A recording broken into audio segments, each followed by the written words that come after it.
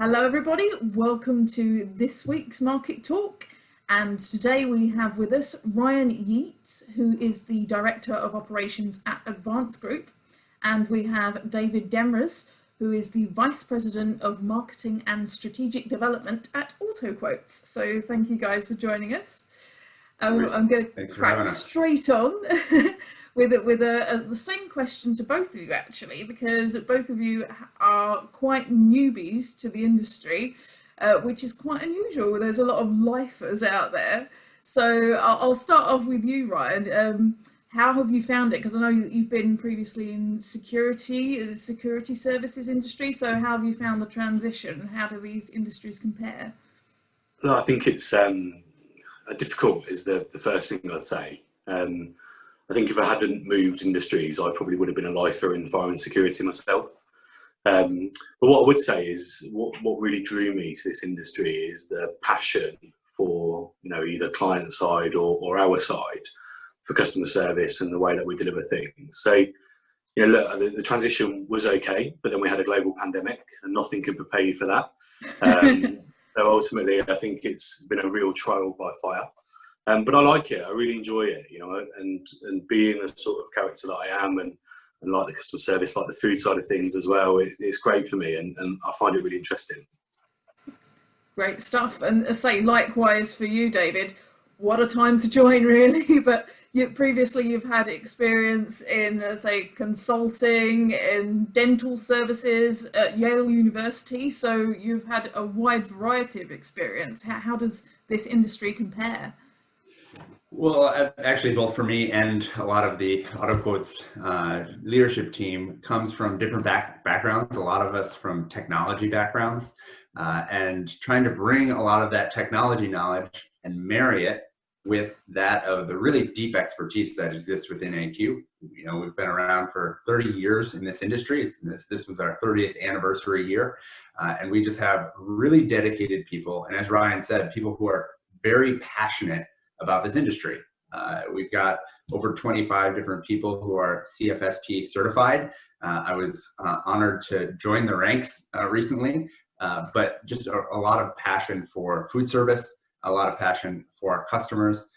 My background in particular, I've worked a lot on partnerships, a lot about building out new market expansions, new ventures. And that's what we're focusing on at AQ, building out great partnerships across the industry and trying to leverage others to do more than we can do on our own, because that's what this industry is about.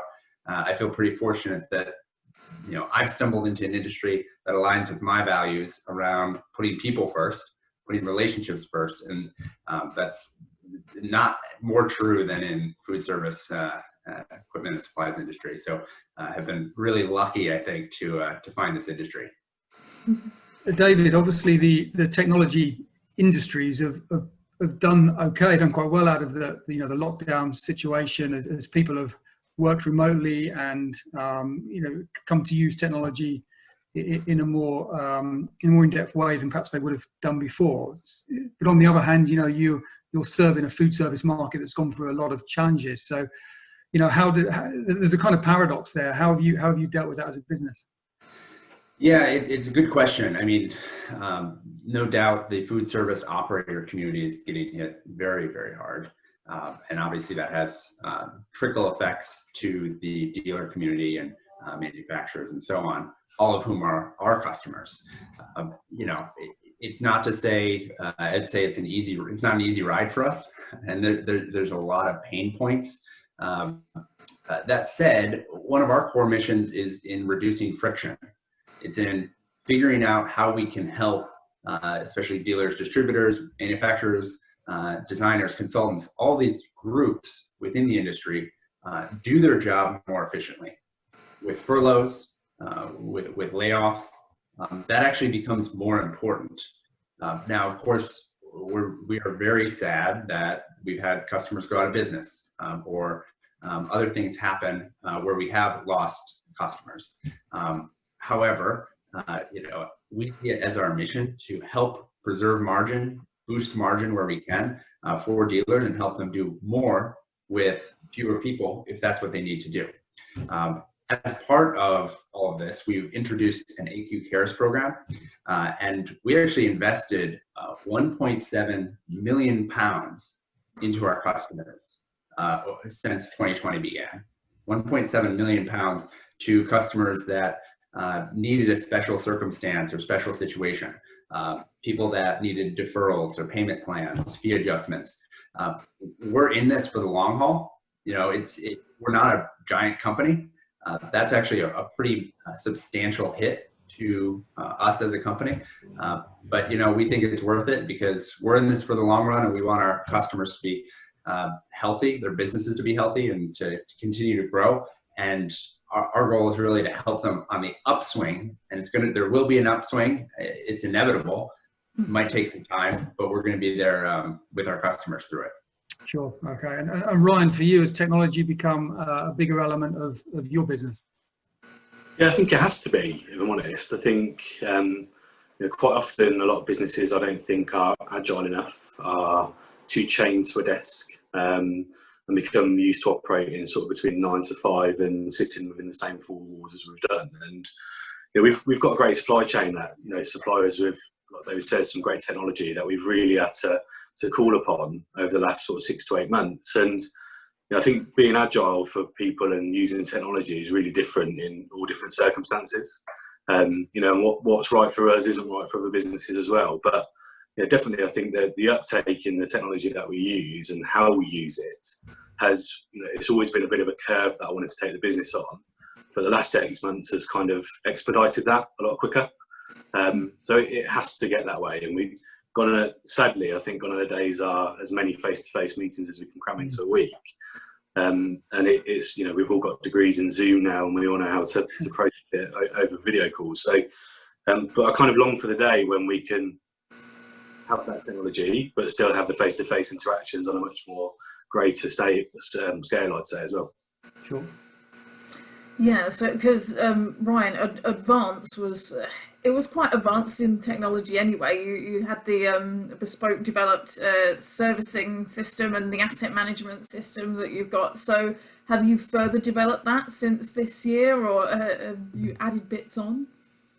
Yes, we've developed a new system called Advantage, which is a true end-to-end holistic solution that will do everything from call receipt all the way through to invoicing, quoting, and integration with our finance team as well. Now, what I would say is that the technology that we had in the past was fantastic, but everything worked very siloed.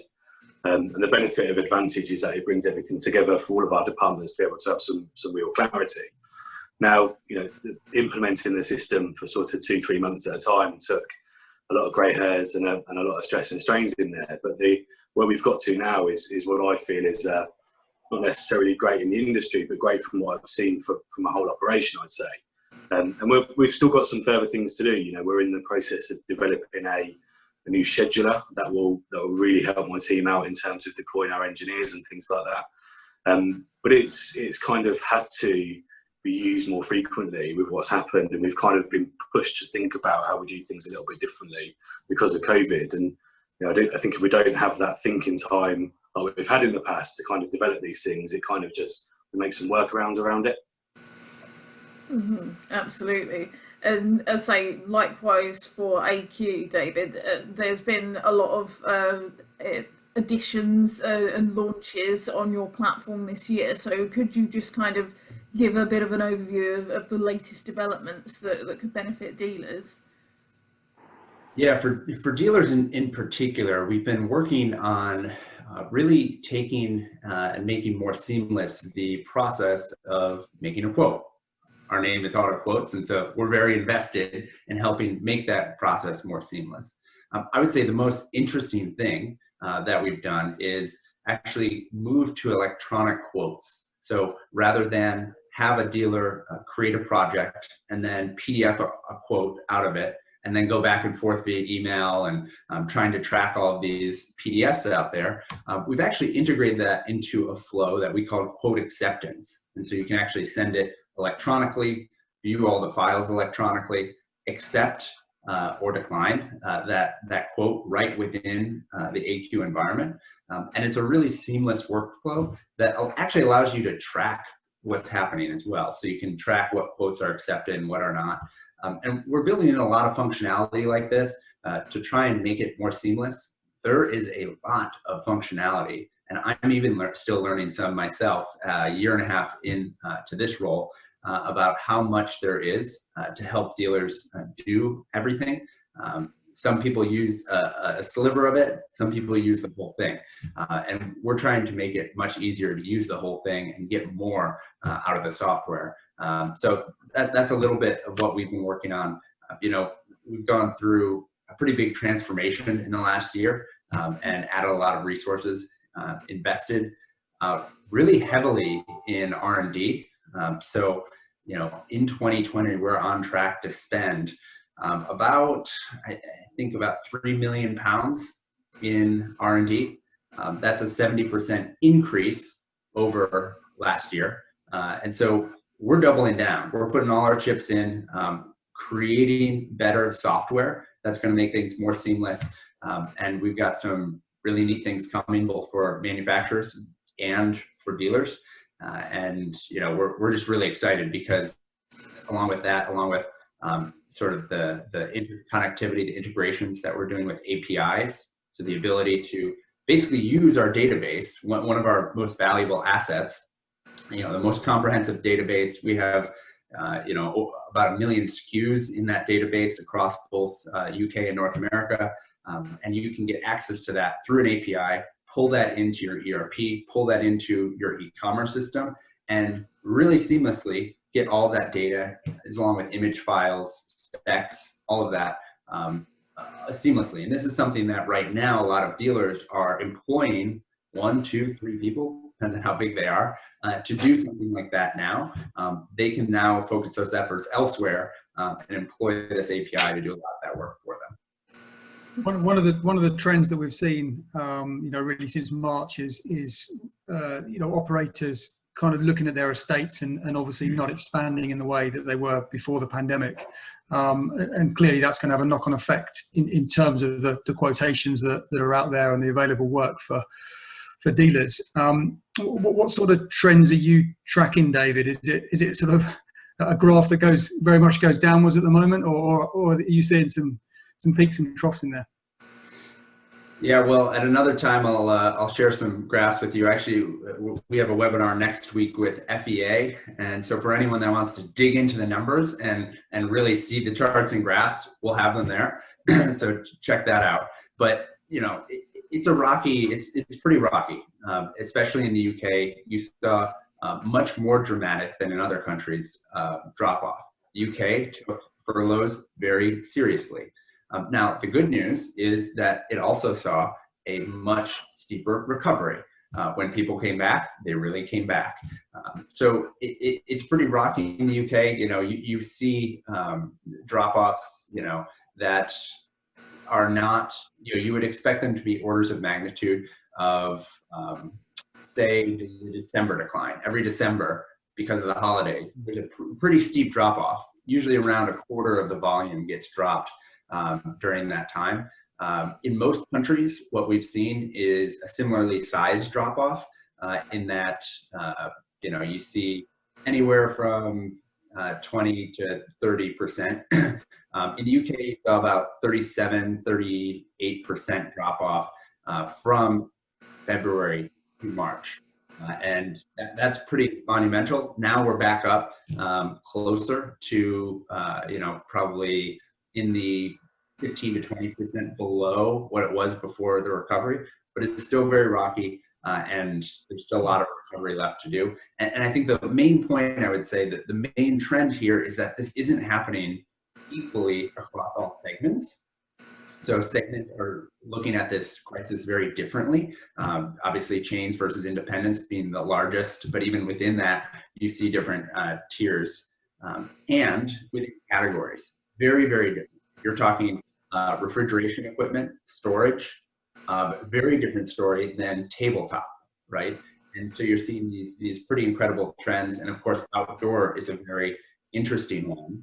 Of course, every summer you can expect outdoor things, tables, heat lamps, things like that, to see an increase.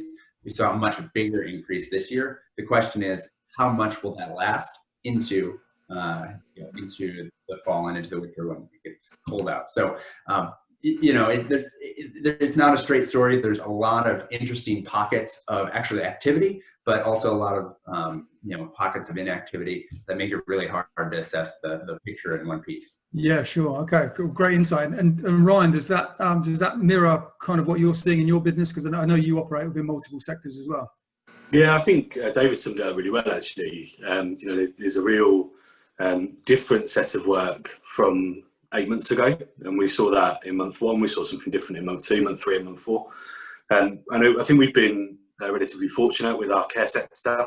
Obviously, they went through some of the hardest times I think anyone in the country did, and we were there to support and do what we can to help out during that time. And we've seen a bit of a shift in demand from what customers normally want to what customers want now, which has kind of kept us on our toes a little bit as well, but quite refreshing to do something a little bit different and try and help out with the outside dining things. And I think David's really right in terms of the drop of around sort of 30 to 50% for most people in the industry, and that's very similar. I mean, in month 1 it was 93% or something similar to that. So, but slowly but surely you can just see that trajectory going back up as well. Yeah, so Ryan, I know that Advance were pretty strong in the casual dining sector, and even last year that was kind of heading south, wasn't it? So have you seen various sectors change, or has the demand changed? Are you perhaps moving more towards servicing and projects? How's the balance been?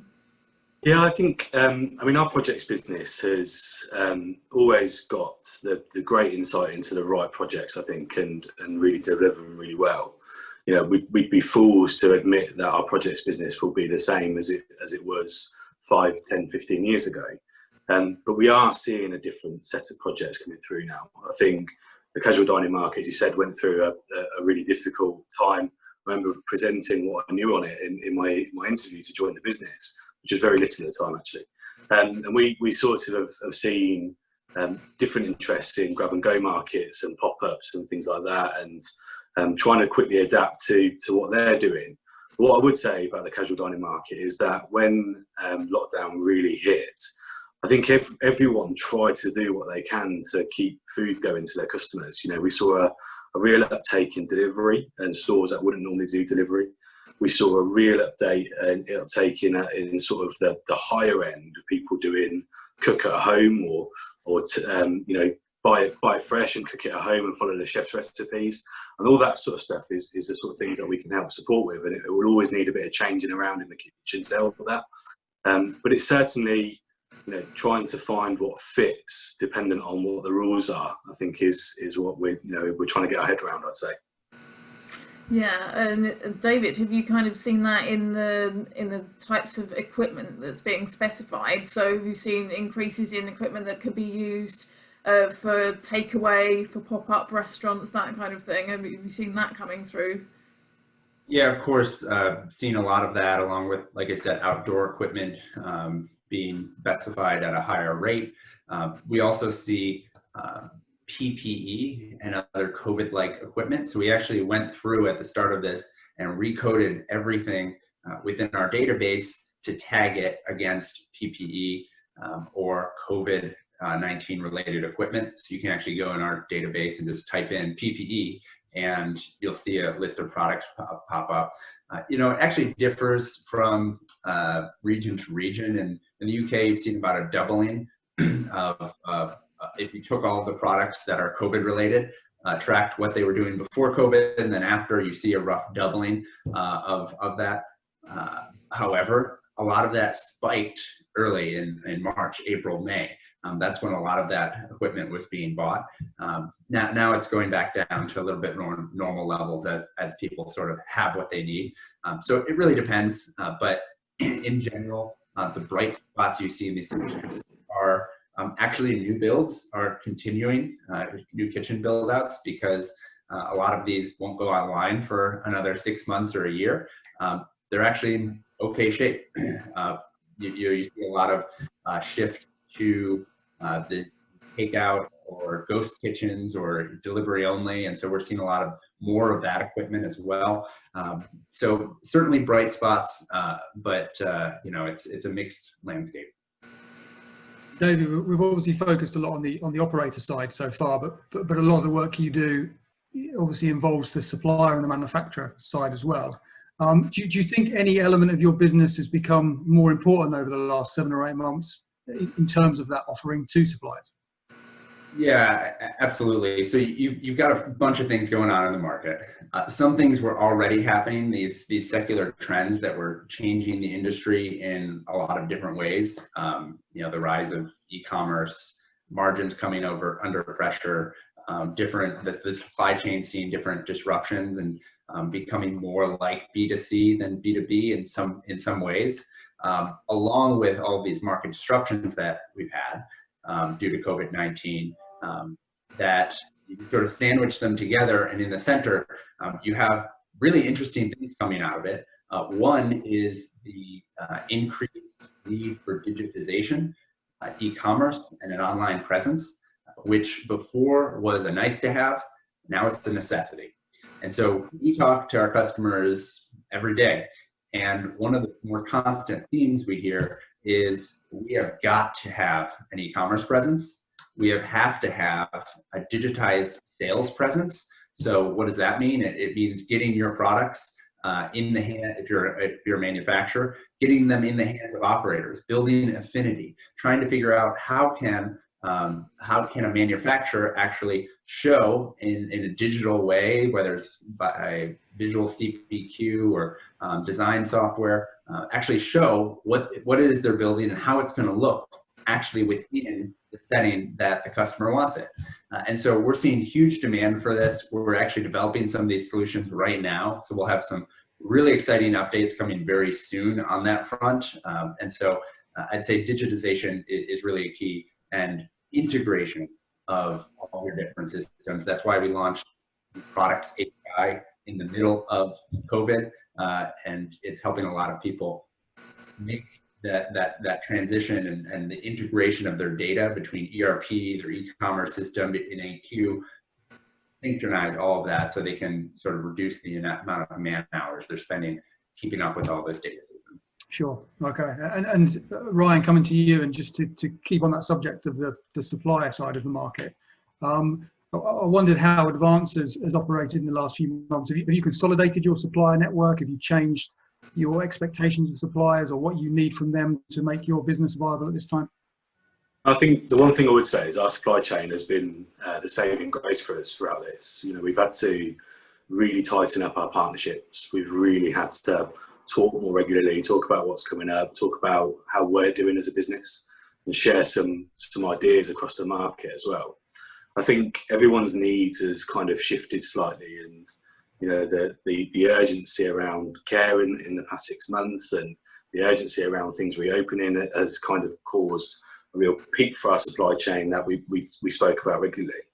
I don't think realistically we've consolidated anything. I think what the last 8 months has given me the opportunity is to really sit down and understand our partnerships and discuss how we're going to move forward with things. So time to reflect with them as well, and really discuss what's going to happen over the next 2, 3, 4, 5 years when we're through this. But I think, that having come from a different industry with a really different supply chain, what I would say is everyone really pulled together. Everyone was going through the same thing, but everyone really did pull together, and that was really refreshing to see. And I'm still saying to our suppliers now how grateful I am for that as well. Oh, well, that's awesome, and I think that's a really good time to stop now. We're just about out of time. So Ryan and David, thank you very much for joining us this week, and we will see you next week for another episode of Market Talk.